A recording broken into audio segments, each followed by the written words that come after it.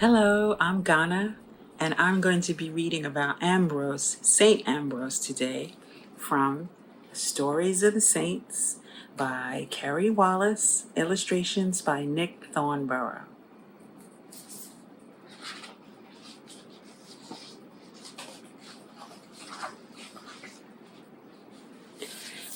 When Ambrose was a baby, a whole swarm of bees landed right on his face, but instead of stinging him, they left behind a drop of honey.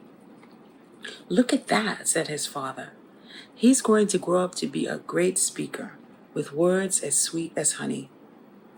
When Ambrose grew up, he became governor of the city of Milan, in charge of making sure everything in the city worked, including the police and the courts. Not long after Ambrose became governor, the bishop of Milan died, but nobody could agree on who should be the next bishop. The city was in an uproar, and everyone's patience was running out. So Ambrose went down to the meeting to choose the new bishop, hoping he could calm everyone down. When he got there, a child in the crowd yelled, "Ambrose for bishop!" To Ambrose's horror, the whole crowd started chanting his name. Ambrose knew he wasn't qualified to be bishop. He hadn't ever studied any theology. He hadn't even been baptized. So he hid at a friend's house and begged the emperor to help him. But the emperor loved the idea of one of his governors becoming bishop.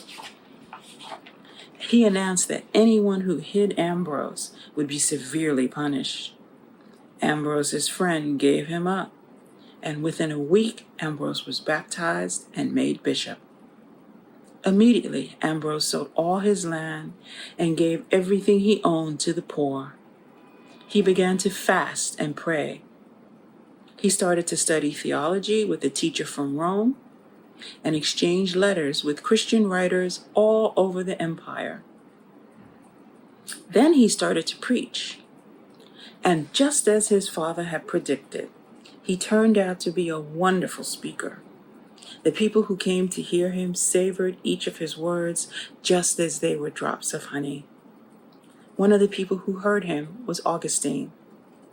Augustine had never heard a Christian preach the way Ambrose did, with words that touched both his mind and his heart. And Ambrose's preaching helped Augustine believe.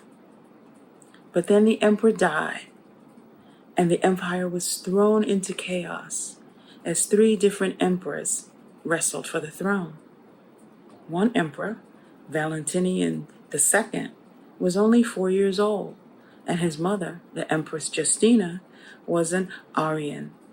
She demanded that Ambrose give her one of his churches in Milan for Arian worship. In answer, Ambrose preached a sermon on Palm Sunday. "No priest should ever give God's property to any emperor," he said from the pulpit for everyone to hear. When the empress got word of this, she ordered the imperial guard to surround the church. Terrified, Ambrose's people locked themselves inside. The imperial guard thought it would be easy to scare Ambrose and his people out of the church. But Ambrose divided his people into 2 choirs and kept them busy singing hymns as the soldiers camped outside the church walls, listening. The next week, on Easter Sunday, Ambrose and his people were still singing, so the imperial guard gave up and went home. Ambrose and his people poured out of the church, singing to celebrate Easter, the day when Jesus rose from the dead. "The emperor is in the church," Ambrose told all of them, "not over it." It's a picture of Ambrose and his bees. The end.